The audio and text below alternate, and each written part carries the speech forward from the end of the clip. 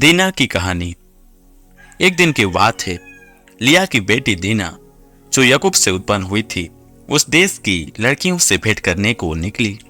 तब उस देश के प्रधान हित्वी हमोर के पुत्र शकेम ने उसे देखा और उसे ले जाकर उसके साथ कुकर्म करके उसको भ्रष्ट कर डाला। तब उसका मन याकूब की बेटी दीना से लग गया और उसने उस कन्या से प्रेम की बातें की और उससे प्रेम करने लगा।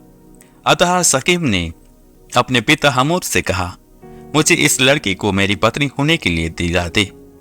और याकूब ने सुना कि शकेम ने मेरी बेटी दीना को अशुद्ध कर डाला है, पर उसके पुत्र उस समय पशुओं के संग मैदान में थे, इसलिए वह उनके आने तक चुप रहा। तब शकेम का पिता हमोर निकलकर याकूब से बातचीत करने के लिए उसके पास गया।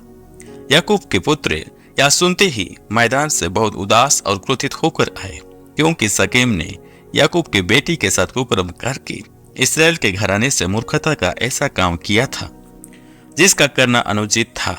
हमोर ने उन सब से कहा, मेरे पुत्र शकेम का मन तुम्हारी बेटी पर बहुत लगा है, इसलिए उससे उसकी पत्नी होने के लिए उसको दे दो और हमारे साथ ब्याह किया करो। अपनी बेटियां हमको दिया करो और हमारी बेटियों को आप लिया करो। हमारे संग बसे रहो और यह देश तुम्हारे सामने पड़ा है, इसमें रहकर लेन देन करो और इसकी भूमि को अपने लिए ले लो।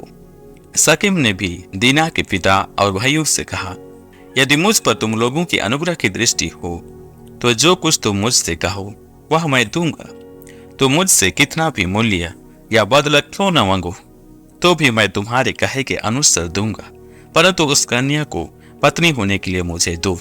तब यह सोचकर कि शकेम ने हमारी बहन दीना को अशुद्ध किया है, याकूब के पुत्रों ने शकेम और उसके पिता हमोर को छल के साथ यह उत्तर दिया, हम ऐसा काम नहीं कर सकते कि किसी खतना रहित पुरुष को अपनी बहन दें, क्योंकि इससे हमारी नामधराई होगी।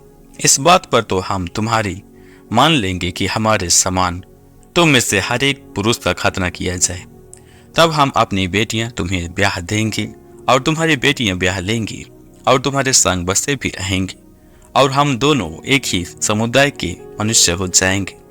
पर यदि तुम हमारी बात ना मानकर अपना खतना ना कराओगे तो हम अपनी लड़की को लेके यहाँ से चले जाएंगे।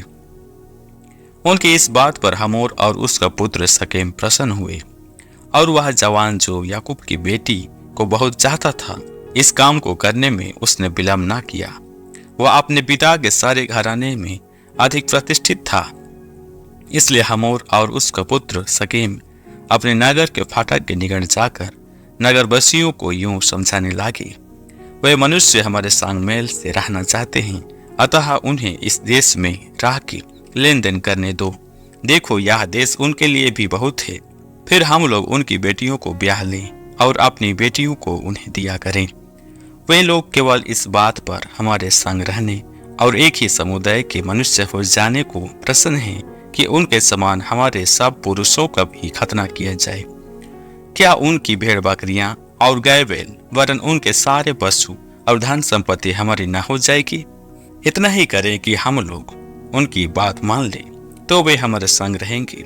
इसलिए जितने उस नगर के फाटक से निकलते थे उन सबों ने हमोर की और उसके पुत्र शकेम की बात मानी और हर एक पुरुष का खतना किया गया जितने उस नगर के फाटक से निकलते थे।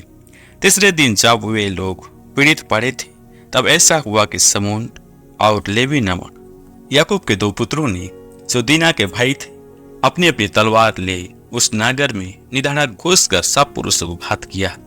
हमोर और उसके पुत्र शकेम को उन्होंने तलवार से मार डाला और दीना को शकेम के घर से निकाल ले गए। याकूब के पुत्रों ने घात कर डालने पर भी चढ़कर नगर को इसलिए लूट लिया कि उसमें उनकी बहन अशुद्ध की गई थी। उन्होंने भेड़ बकरी और गाय बैल और गधे और नागर और मैदान में जितना धान था ले लिया। तब सबको और उनके बाल बच्चों और स्त्रियों को भी हार ले गए, वरन घर घर में जो कुछ था उसको भी उन्होंने लूट लिया। तब याकूब ने सिमोन और लेवी से कहा, तुमने जो इस देश के निवासी कनानियों और परिजियों के मन में मेरे प्रति घृणा उत्पन्न कराई है, इससे तुमने मुझे संकट में डाला है, क्योंकि मेरे साथ तो थोड़े ही लोग हैं इसलिए अब वे इकट्ठे होकर मुझ पर चढ़ेंगे और मुझे मार डालेंगे तो मैं अपने घराने समेत नष्ट हो जाऊंगा।